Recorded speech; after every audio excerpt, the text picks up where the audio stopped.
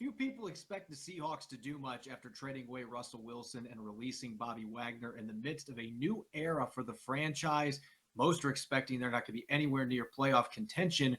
What would be deemed a successful 2022 season for a franchise in transition? I'm going to be sharing my thoughts and also exploring what fans had to say on our Thursday installment of Locked On Seahawks. You are Locked On Seahawks, your daily Seattle Seahawks podcast. Part of the Locked On Podcast Network, your team every day.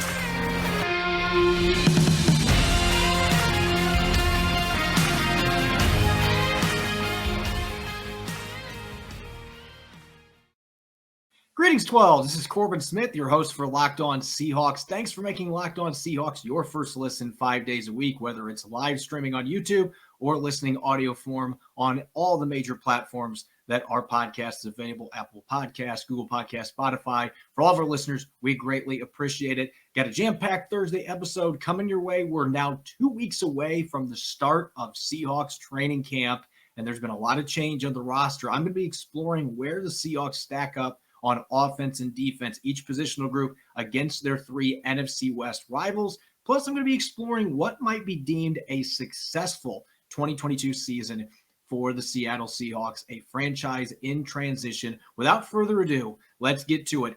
Now for your lead story here on Locked On Seahawks. It's been a turbulent offseason for the Seahawks, first trading away Russell Wilson to the Denver Broncos in early March, getting a package of draft picks and veteran players back in return. And then that same day that news broke that Wilson was going to be traded, they released linebacker Bobby Wagner. So a pair of Hall of Famers heading out the door. The Seahawks have made the playoffs 8 of the past 10 seasons, but expectations are near rock bottom right now, heading into the first season without Bobby Wagner and Russell Wilson, which begs the question, and I posed this on social media today for all of our valued listeners: what would be a successful season for the Seattle Seahawks in 2022? It's a lot different than what it has been the last several years, where it's basically been Super Bowl or bust with Russell Wilson under center and the talented stars Seattle's had on both sides of the ball. Expectations remained high even as they struggled to win playoff games. It's a much different situation now with Drew Lock or Geno Smith expected to be the starting quarterback. They didn't draft a QB. They didn't go out and trade for Baker Mayfield. Maybe Jimmy Garoppolo is still in the cards, but there's been a huge downgrade in quarterback talent, and there's a lot of young players that are going to be getting early snaps. Seahawks could have 2 starters at the tackle position. So again, I pose this question to our listeners, and I'll weigh in with my thoughts on what I think a successful 2022 season might look like. But first, I want to get to what you, our listeners, had to say. And we got a lot of interesting comments on this. And the first one coming here from Anthony Paz: Drew Lock becomes the next franchise QB, which would mean we wouldn't have to draft a quarterback with our picks, just fill other positions of need. This would obviously be maybe the best case scenario for the Seahawks, given where they're at right now, because Drew Lock is only 25 years old. John Schneider's already talked about the physical tools that he brings to the table. He does have a big arm. And so saying that he has a hose is accurate. That has not translated, though, to on-field production necessarily. So for that reason alone, there's a lot of skepticism out there by fans and experts about whether or not Drew Lock can be the guy. But if he fits in with this offense and he clicks with Shane Waldron, beats out Geno Smith, he's got to do that first. You got to win the starting job. But if he's able to do that and run this offense, not turn the football over, play that point guard role, and get DK Metcalf and Tyler Lockett the football, then this offense has a chance to be better than expected. So yeah, that maybe is the best way to look at a successful season. If one of these quarterbacks, particularly the younger one that seems to have more upside still in Drew Lock, ends up becoming the guy beyond 2022, this would be a home run for the Seahawks moving on from Russell Wilson if they had that type of a result.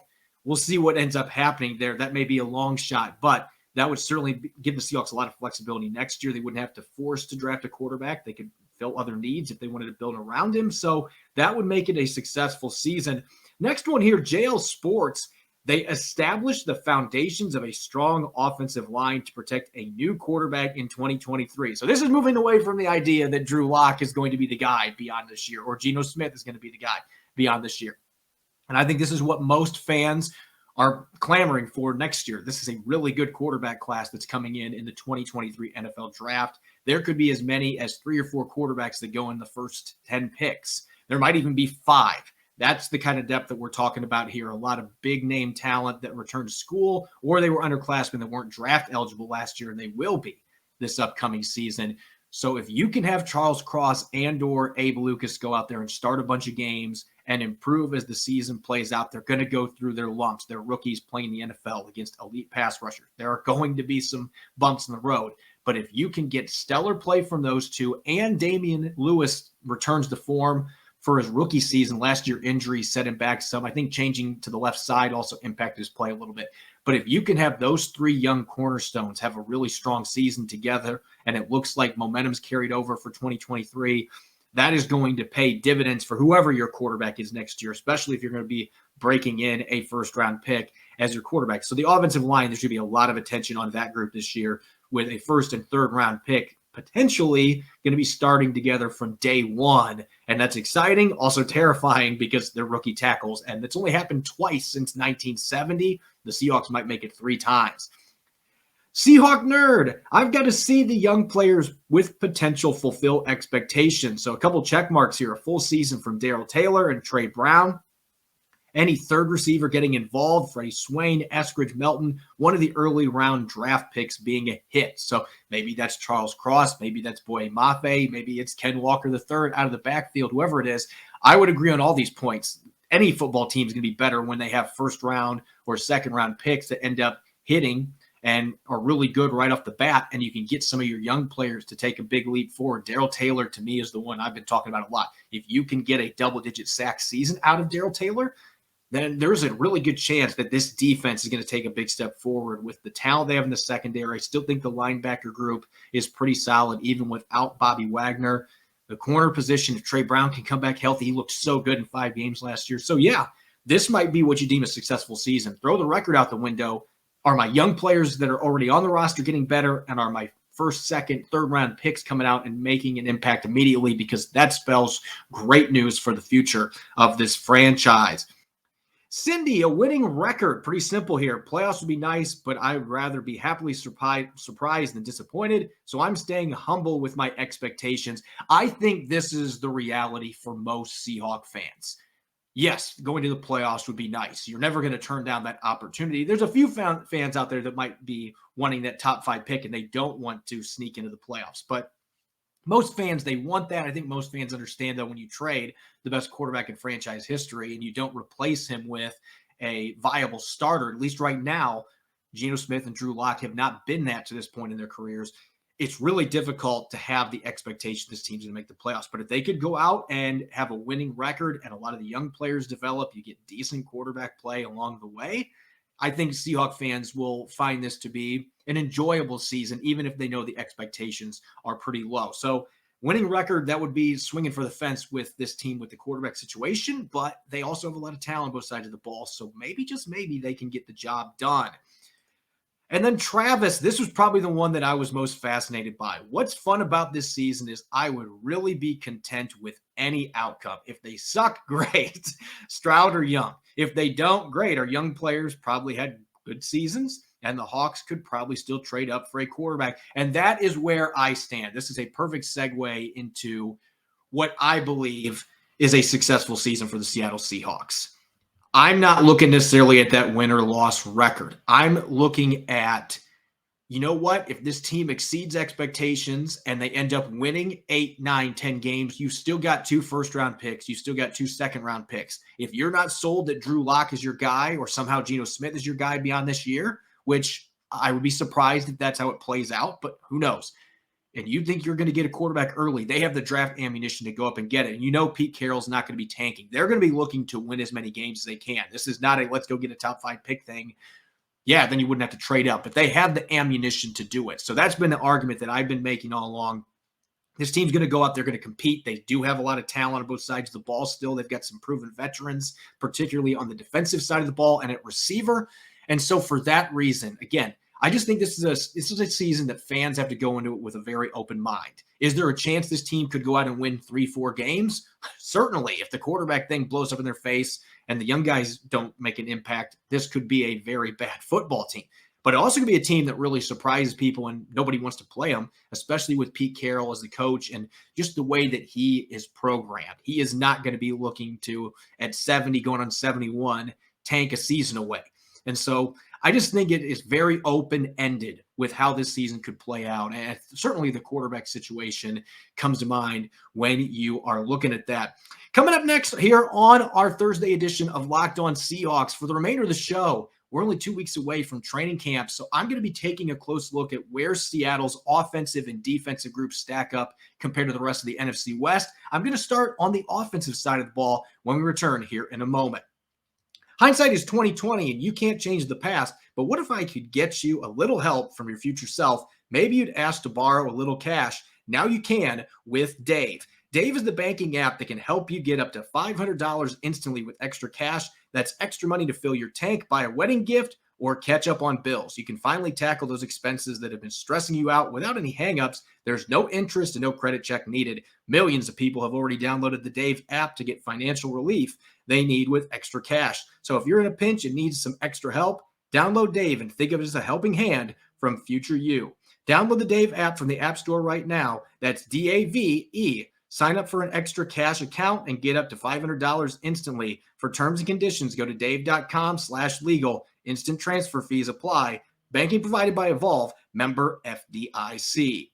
You're listening to the Locked On Seahawks podcast, Thursday edition. I'm your host, Corbin Smith. Thanks, as always, for making Locked On Seahawks your first listen 5 days a week. We are getting really close to the start of the NFL season, and keeping that in mind, which NFL stars move the betting line the most? Starting July 18th, Locked On gives you the 50 most valuable players in the NFL from the odds makers at BetOnline.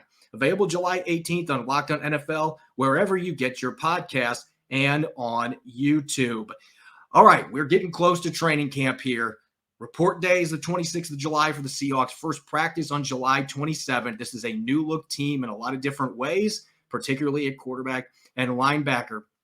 So keeping that in mind, I'm going to be checking out all of Seattle's offensive and defensive position groups and comparing them to the rest of the NFC West. We're going to start on the offensive side of the football for this particular segment and looking at the offensive side of the football. We were going to look at quarterback, running back, receiver, tight end, and offensive line. You're going to start at the quarterback position. As I mentioned earlier, no Russell Wilson, first time in a decade. If you have been hiding under a rock, you haven't heard about that. But it's been a huge talking point for several months. The Seahawks have been linked to Baker Mayfield, Jimmy Garoppolo, some of the incoming rookies in the draft class. Seattle didn't pick any of them. And so you've got Geno Smith going up against Drew Lock. And those two will be competing starting on July 27th to replace Russell Wilson. That is just not an ideal situation, any way that you slice it. Now, Geno Smith proved last year in 3 starts replacing Russell Wilson. He can handle this offense. He only had 1 interception in 4 games played, almost a 70% completion rate. He and DK Metcalf built a very strong rapport. So if he wins the job, maybe they can get by this year with reliable, average starting quarterback play with the other talent they have on the roster. Drew Lock has a lot more upside, being only 25 years old, has a big cannon of an arm, underrated athlete. He's got the physical tools, but hasn't put it together.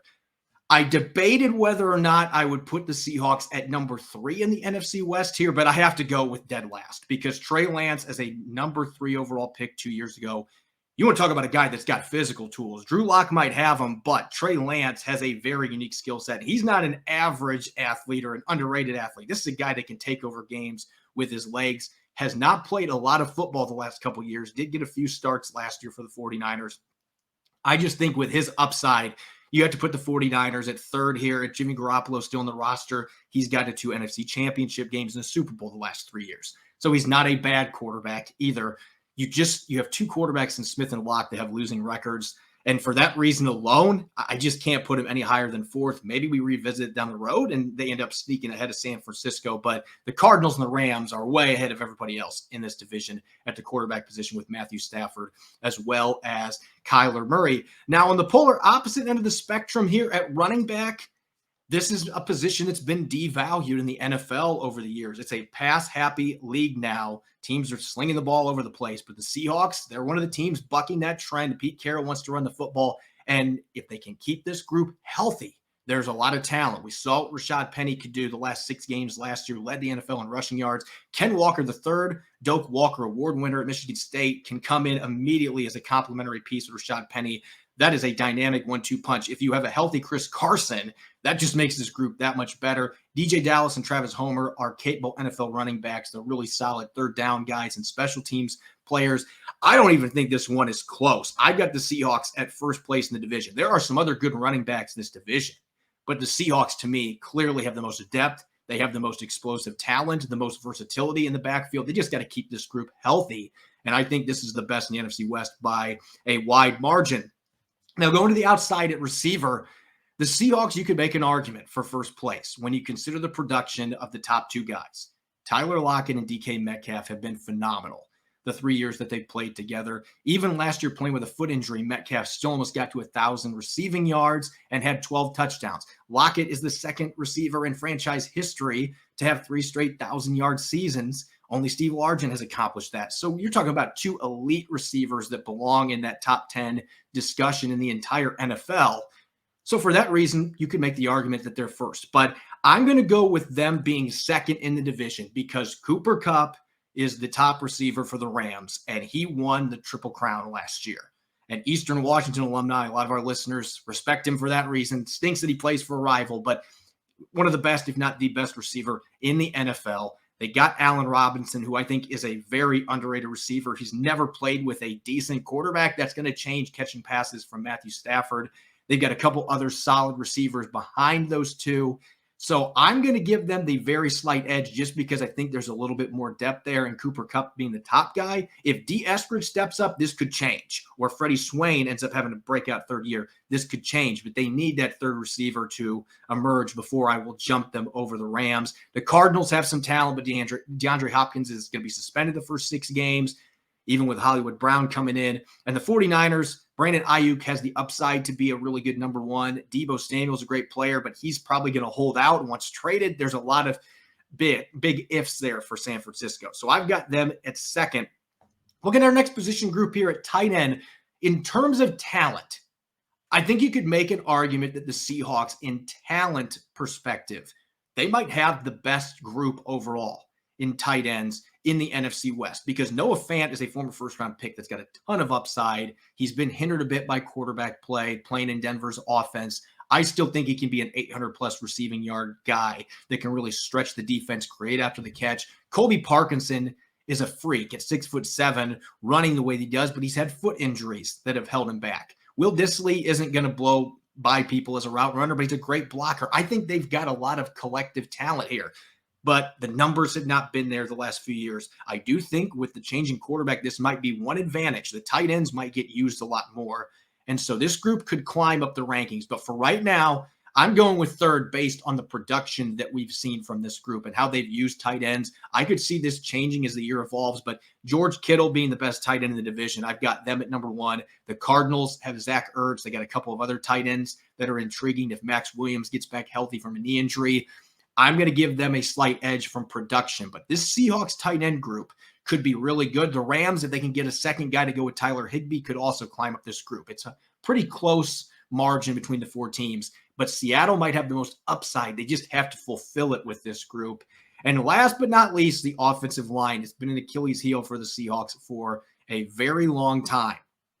And I considered this group, when you consider long-term prognosis, I wouldn't want to put them in the cellar.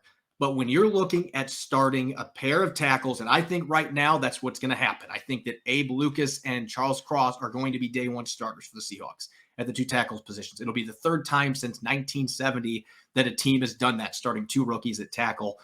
I think you just consider that on its own merit, the struggles that those 2 are inevitably going to go through. And you've got to put this group dead last. I think Austin Blythe potentially could be a slight upgrade over Ethan Posick at center. Damian Lewis could take a big step forward in year 3. If Gabe Jackson can find his pre-2020 form, then you might end up having a decent offensive line. But there are so many ifs with this group, particularly starting 2 rookies at the tackle positions. And so right now, I've got them squarely at 4th, a distant 4th behind the other teams in the league. Right now, San Francisco would be number 1 for me with the talent they have at the tackle positions. They did lose some guys in the interior, so that might be something to watch. The Rams lost Andrew Whitworth. The Cardinals have a solid but not great offensive line, and Rodney Hudson might have some contract issues. If that crops up into training camp, into the season, then that is a much weaker offensive line without him. So stay tuned on this. But right now, based on the lineups, we expect to see the inexperienced Seattle's 4th. If you're looking from a future perspective, they might be as high as 2nd or even 1st in this division because the age of some of these offensive lines within the rest of the NFC West. But right now, they come in squarely in 4th. Going to be shifting gears now here for our third quarter, just breaking down the offensive groups. Now, offense, there's a lot of big changes, particularly the quarterback spot. Defense, you have more returning players overall, but you do have a new coaching staff. And I think that changes a little bit how you evaluate some of these position groups. So looking at the defensive side here on our Thursday edition of Locked On Seahawks, going to start at the edge spotted. This has been a weak point for a couple years. Frank Clark in 2018 had 13.5 sacks. The Seahawks were near the top of the league in sacks. But ever since then, it's been a rotating door. You had a year with Devian Clowney. Then you traded for Carlos Dunlap midway through the 2020 season. Last year, they did not perform well. They were near the bottom of the league in sacks and pressure rate. So you change up your scheme. You're going 3-4 defense, which means 2 overhang outside linebackers, hybrid edge defenders, rather than having traditional defensive ends. And the Seahawks have changed up their personnel. They released Carlos Dunlap, Kerry Hyder, and Benson Mayowa, and they got younger. They've got Daryl Taylor coming back. I think he's primed for a huge season in year number 3 with the Seahawks. Uchenna Nwosu, probably the best free agent signing Seattle made, and it was a change in strategy for John Schneider because you're talking about a guy who's only 25 years old and you gave him a multi-year contract. Going away from signing 30-plus-year-old players to one-year deals for way more money than they probably should be paid to getting what I think is a bargain around $10 million a year for Nwosu, a player who could be on the verge of a breakout this year. You draft Boye Mafe, the most freakish athlete of this group, could be an impact player day one. He might need some time to develop before he's ready to do that, but he's got a very high ceiling, maybe higher than the other 2 guys. Alton Robinson and Tyreek Smith are good 4th and 5th options. So I like this group, what they are building here, but it's kind of like the offensive line for me. I look at some of the other teams in the division, the 49ers with Bosa alone, and then you add Armstead in. That to me is number 1. The Rams have Leonard Floyd. They have a couple of young guys that look like they're going to be ready to ascend potentially this year. I think right now the Seahawks are squarely 3rd at the edge position with the young talent they have, the upside of Daryl Taylor, Uchenna Nwosu, and Boye Mafe. Those 3 could be absolute destructive forces going after quarterbacks this year. But they're young, and there's some untapped potential in the case of Mafe, a very raw player coming out of Minnesota. Arizona losing Chandler Jones. They still have Marcus Golden, but there's not a lot of depth at edge there. To me, they are a distant 4th. So Seattle is not in the cellar right now, in my opinion. And I think they could pass the Rams potentially on here just for edge guys with the upside. They've got the 49ers right now. They are head and shoulders above everybody with Bosa and Armstead, but Seattle can make up some ground. I like what they're building there. At the defensive tackle position, the Rams are going to get first place until Aaron Donald retires. That is inevitable. Aaron Donald is the best defensive player that I've seen play in my lifetime. So they are squarely number 1. And you also have Greg Gaines, former Washington standout, that's really evolved into a quality player. They got a couple other really good defensive tackles. They mix in Donald being the head honcho. They're number 1. I think Seattle comes in at number 2 on this list. If the 49ers would have kept DJ Jones, might have changed my tune a little bit on this because I think DJ Jones is a very underrated player, but he's now in Denver. They haven't gotten great production out of Javon Kinlaw. He's had a very interesting offseason, to say the least.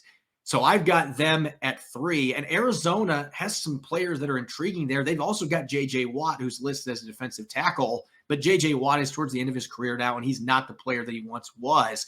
I just think overall that group doesn't have the depth and they don't have the talent. So they're dead last, again, at edge and defensive tackle. I've got Seattle at 2nd. Poona Ford is a very good football player. Al Woods had an outstanding year last year. Still has plenty left in the tank. And Shelby Harris is an underrated addition to this football team. He's got at least 6 sacks, 3 of the past 5 years.